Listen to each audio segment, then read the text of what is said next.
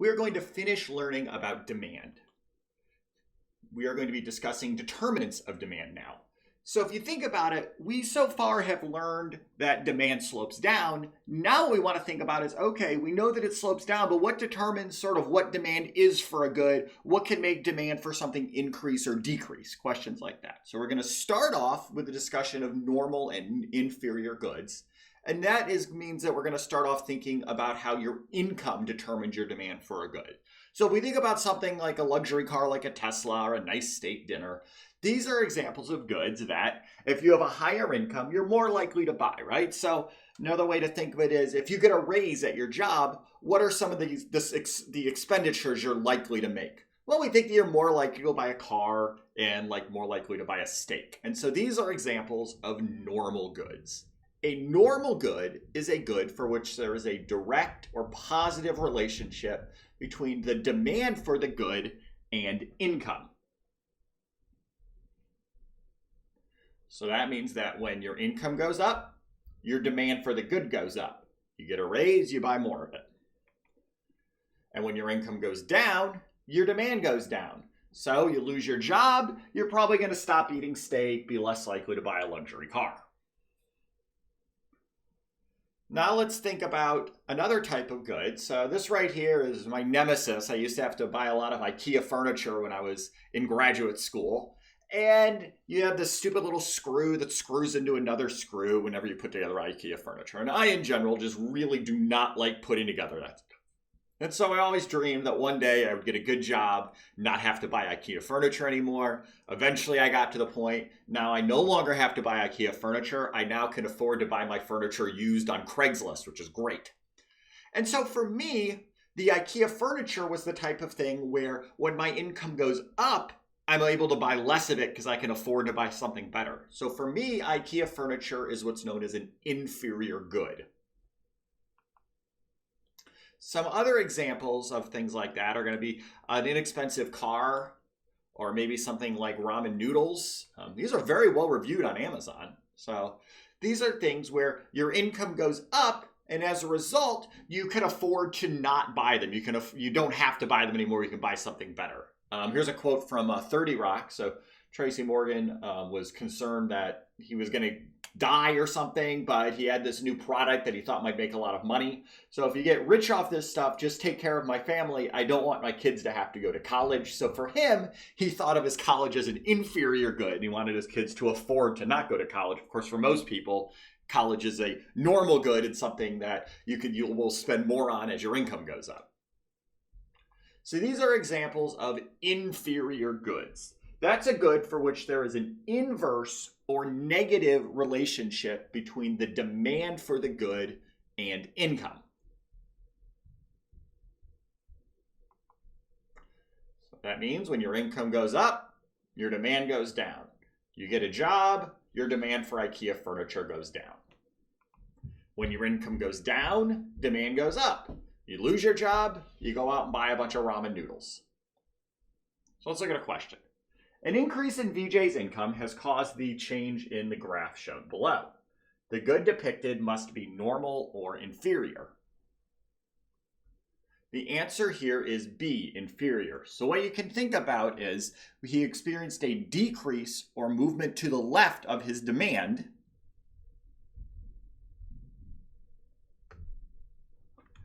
So holding price constant, so we're the price of this good did not change. Instead, if we hold the price constant, we can imagine drawing a horizontal line that looks like this.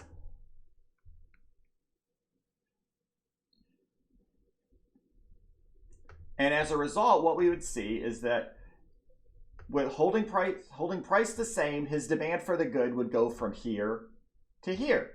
So he's consuming less of them, even though the price has not changed.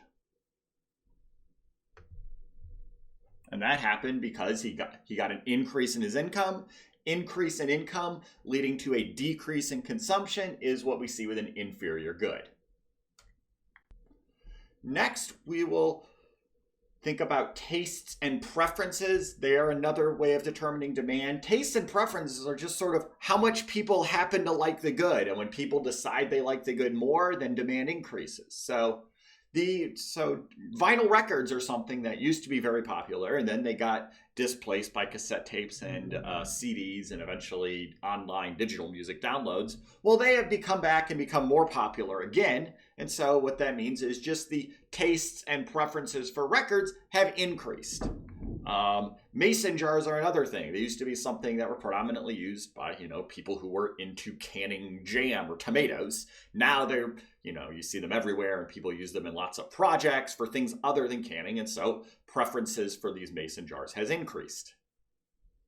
The other side, you see things like cigarettes. So cigarettes have become much less common now. Many fewer people smoke than used to.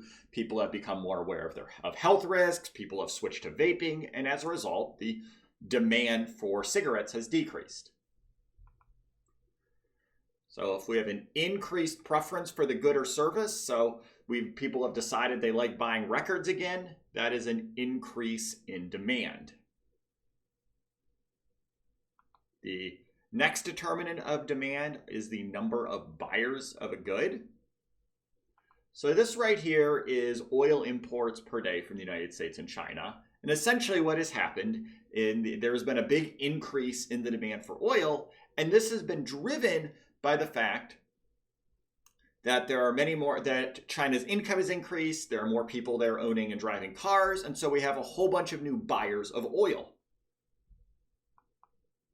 So when we see an increase in the number of buyers, that leads to an increase in demand. The next determinant of demand we'll discuss are expectations. So expectations are things that you think are going to happen in the future. They haven't happened yet, but you think they're going to happen in the future. So we can think about your expectations over future income. So what we're thinking about here is, maybe we talked about normal and inferior goods.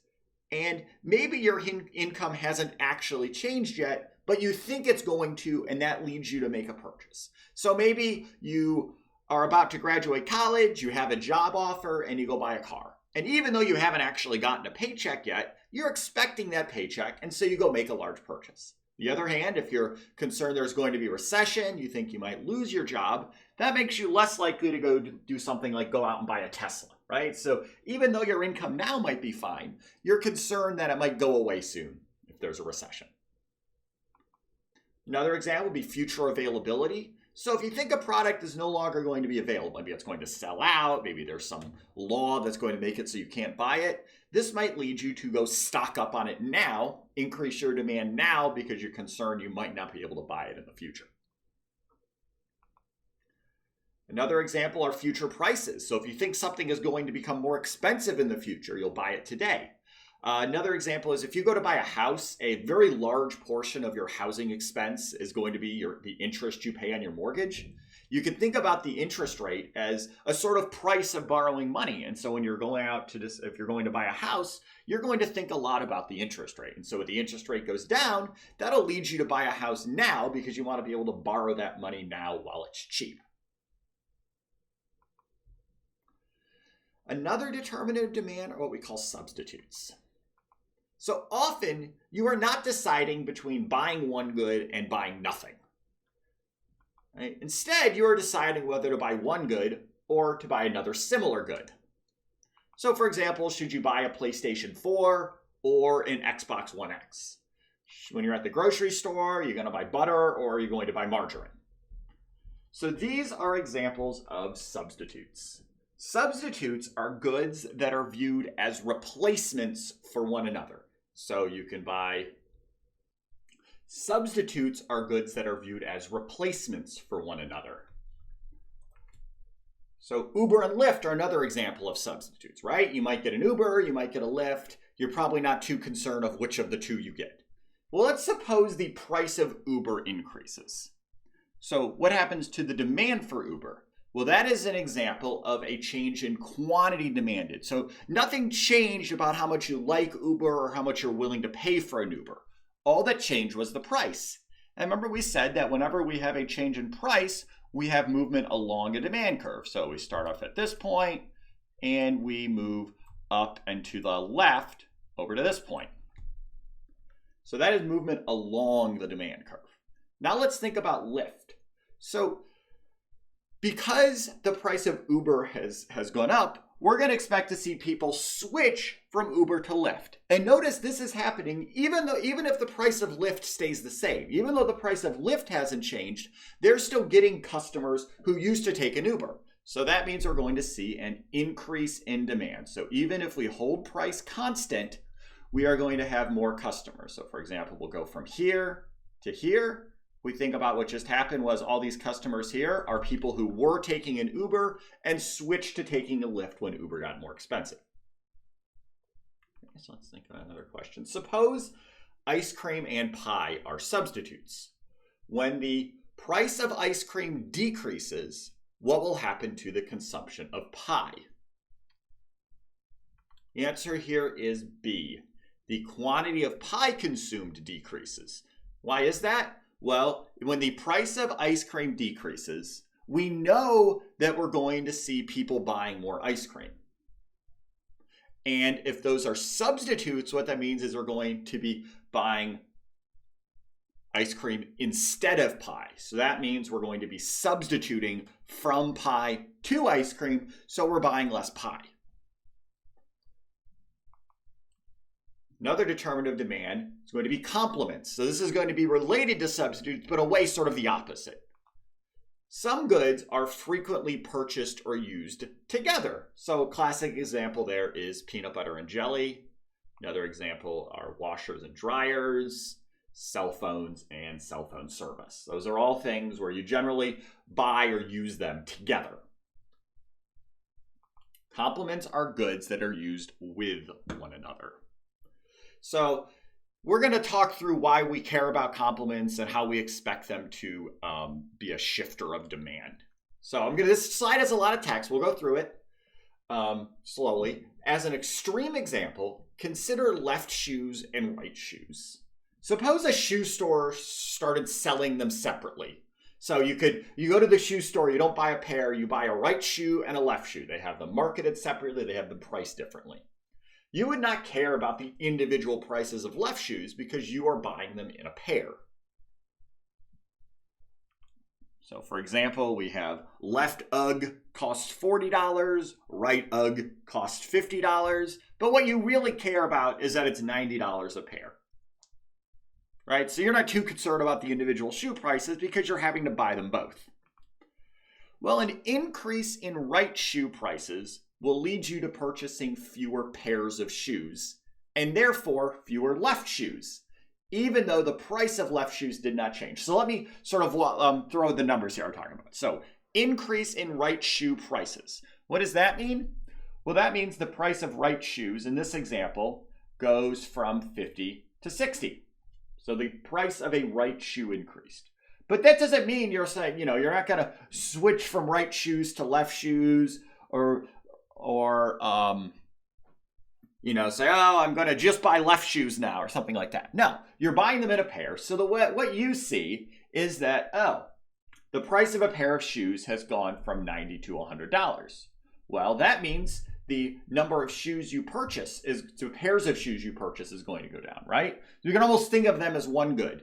Demand slopes down. So when the price of a pair of shoes increases, your quantity of pairs of shoes goes down.